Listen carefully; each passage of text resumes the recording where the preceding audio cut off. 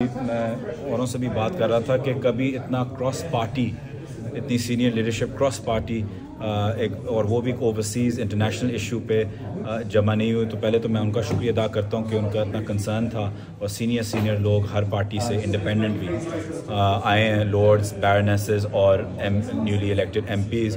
لیکن جو کرکس تھا کہ سرور باری صاحب نے ارریگیلٹیز بتائی ہیں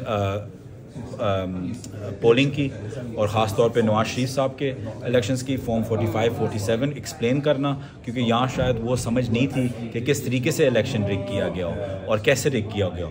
وہ انہوں نے بھی سمجھایا, اور پھر مہربانو قریشی صاحبہ نے بھی اپنی پرسنل ایکسپیرینسز اپنے الیکشن کے بارے میں جو ان کے ساتھ 2 دفعہ ہو چکا ہے انہوں نے پورے فورم کو بتایا. اور پھر میں نے ایک کنکلوژن دیا کہ اس وقت پری پول ریگنگ جو الیکشن سے پہلے, الیکشن کے دوران, اور خاص طور پہ اب پچھلے 2-3 ہفتوں میں جو سختی, جو غیر قانونی طریقے سے لوگوں کو ابڈکٹ کیا جا رہا ہے, اٹھایا جا رہا ہے, اریسٹ کیا جا رہا ہے. ہمارے پی ٹی آئی آفیسز کل ریڈ ہوئے ہیں, ہمارے لیپ ٹاپس, کمپیوٹرز اٹھائے گئے ہیں, اور کس نام پہ کہ جی کوئی اینٹی اسٹیٹ یا ڈیجیٹل ٹیررزم, اور یہ کوئی مذاق بنایا ہوا ہے. ہم یہاں کوئی کسی کی مدد نہیں مانگنے آئے تھے, ہم یہاں کسی سے کوئی چیز نہیں مانگنے آئے تھے. الحمدللہ ہم یہاں کہنے آئے تھے کہ ہم ایک مضبوط پاکستان دیکھنا چاہتے ہیں with all institutions and all political parties and all democratic parties included.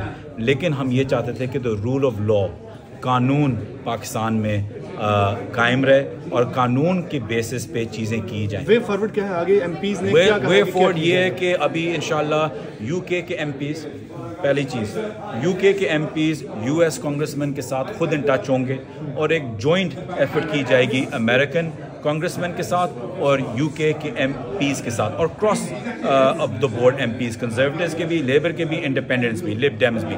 تو یہ ایک بہت بڑی ایفرٹ کی جائے گی. دوسری چیز اپنے پارلیمنٹ میں اٹھائیں گے کہ ابھی نیولی الیکٹڈ گورنمنٹ کو پریشر ڈالنا چاہیے پاکستان کے اوپر کہ پاکستان گورنمنٹ جو یو این کی ریکمنڈیشنز ہیں ان پہ لائے عمل کریں, جو لاسٹ پیج پہ 5-6 دی گئی ہیں, اور اس سے سب سے پہلے یہ چیز ہے کہ عمران خان کو رہا کیا جائے, اس پہ پریشر ڈالا جائے گا. اور تیسری چیز جیسے انہوں نے بولا تھا کہ آکسفورڈ یونیورسٹی کا الیکشن ہم سوچ رہے ہیں کہ خان صاحب بھی کنٹیسٹ کریں, کیونکہ شاید وہاں فارم 45 جی بالکل لاسٹ. اچھا, آپ نے اپنی اسپیچ میں ذکر کیا تھا کہ مختلف لوگوں کو جو پک کیا ہے, جو اریسٹ کیا گیا ہے.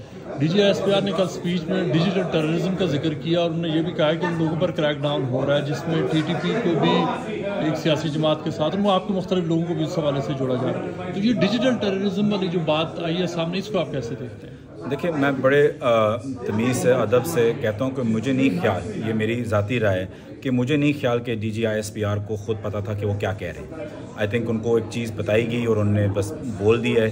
لیکن ڈیجیٹل ٹیررزم کیا ہوتی ہے؟ اگر ڈیجیٹل ٹیررزم آتی ہے, آپ اس کو ایک قانون ہوتے ہیں, ہر فورم, ہر ڈیجیٹل پلیٹ فارم کے اپنے قاعدے قانون ہوتے ہیں. اگر ڈیجیٹل ٹیررزم ہو رہی ہے, اگر آپ سمجھتے ہیں جو اس کا اصلی معنی ہے, تو آپ ٹویٹر کو لکھ سکتے ہیں کہ یہ ڈیجیٹل فورم ہے, وہ آپ کو زندگی بھر کے لیے بین کر دیں گے. لیکن بین نہیں کر رہے کیونکہ یہ ڈیجیٹل ٹیررزم نہیں ہے. یہ کہنا کہ پاکستان میں جمہوریت نہیں ہے ڈیجیٹل ٹیررزم نہیں ہے. یہ کہنا کہ ہم پی ٹی آئی کے اور پی ایم ایل این کے نہیں ہیں, یا آئی پی پی کے نہیں ہیں, یا کوئی پریس کانفرنس نہیں کرنا چاہتے, یہ ڈیجیٹل ٹیررزم نہیں ہے. تو بیچارے D G I S P R صاحب خود بھی بڑے کنفیوز تھے کہ ان کو کہنا کیا ہے, اور کسی کو بھی ان کی پریس کانفرنس اس لحاظ سے سمجھ نہیں آئی. ایک میسج دیا گیا تھا, اور میسج یہ تھا, میسج یہ ہے کہ انٹرنیشنلی جو آوازیں اٹھائی جا رہی ہیں, انٹرنیشنلی جو آپ دیکھ رہے ہیں کہ چیزیں بڑھ رہی ہیں, اس طرف جا رہی ہیں جو پہلے 6 مہینے پہلے شاید نہیں آوازیں اٹھ رہی تھی, اب لوگوں کو ریئلائزیشن ہو رہی ہے. امریکہ میں نئے الیکشنز آ رہے ہیں, یہاں ایک نئی اپوائنٹڈ گورنمنٹ ہے, یو این کا ڈیسیجن آ چکا ہے, کانگریس میں وہاں امریکہ میں ریزولوشن پاس ہو چکا ہے.